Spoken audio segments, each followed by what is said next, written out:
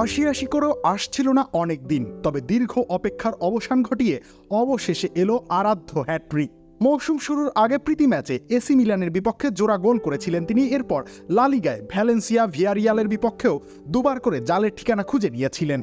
সবশেষ চ্যাম্পিয়ন্স লিগে ইয়াং বয়েজের বিপক্ষে পেয়েছেন ব্রেসের দেখা। এত কিছুর পরেও হ্যাট্রিকের স্পর্শ পাননি, তাই হয়তো দেপোর্তিভো আলাভেসের সাথে আর ছাড় দিতে চাইলেন না রবার্ট লেভানডস্কি। তড়িঘড়ি করে পূর্ণ করে নিলেন প্রতীক্ষিত মাইলফলক। ক্যারিয়ারে এটি তার ৩৩তম হ্যাট্রিক। বার্সেলোনার হয়ে নিজের প্রথম হ্যাট্রিক করার বেশি দিন অবশ্য হয়নি এখনও। চলতি বছরের এপ্রিলেই বার্সার জার্সিতে মধুর স্বাদ পেয়েছিলেন তিনি। সব মিলিয়ে স্রেফ ৩২ মিনিট সময় লেগেছে পোলিশ তারকার। আবার প্রথম গোলের সঙ্গে তৃতীয় গোলের সময়ের ব্যবধান মাত্র ২৫ মিনিট। ছোটদের সাথে আনন্দের সুযোগ, বড়রাও করে উপভোগ। Multi chips, super crunchy, super fun. এত অল্প সময় এমন তাণ্ডব কেবল টর্নেডোর পক্ষেই সম্ভব। এমনি তো আর লন্ডভন্ডস্কি নামটি পাননি তিনি, আর তাতেই ৩-০ গোলে জিতেছে বার্সেলোনা।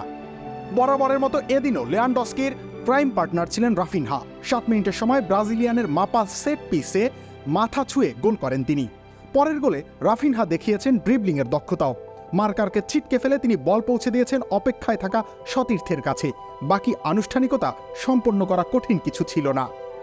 তৃতীয় গোলে ফুটে উঠেছে পিওর নাম্বার 9-এর কারিগরি। অফসাইড ট্র্যাপকে ফাঁকি দিয়েছেন, বল পায়ে নিয়ে দুই ডিফেন্ডারের মাঝখান দিয়ে বেরিয়ে গিয়েছেন, অতপর ফার পোস্টে দিয়ে বল পাঠিয়েছেন লক্ষ্যে।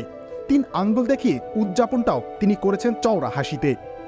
লা লিগায় লেভানডস্কির গোল সংখ্যা এখন পা রেখেছে 2 অঙ্কের ঘরে। দ্বিতীয় স্থানে থাকা 6 গোল করা আইওজি প্রেজের সঙ্গে তার ব্যবধানটা বেড়ে দাঁড়িয়েছে 4 গোল। অন্যদিকে জোড়া অ্যাসিস্টে রাফিনহা উঠে এসেছেন সর্বোচ্চ অ্যাসিস্ট দাতার তালিকার 3 নম্বরে। লিগে বার্সেলোনা কতটা দাপট দেখাচ্ছে সেটা বোধহয় এই দুইজনের পরিসংখ্যানই স্পষ্ট। রবিউল ইসলাম রানী, খেলা ৭১।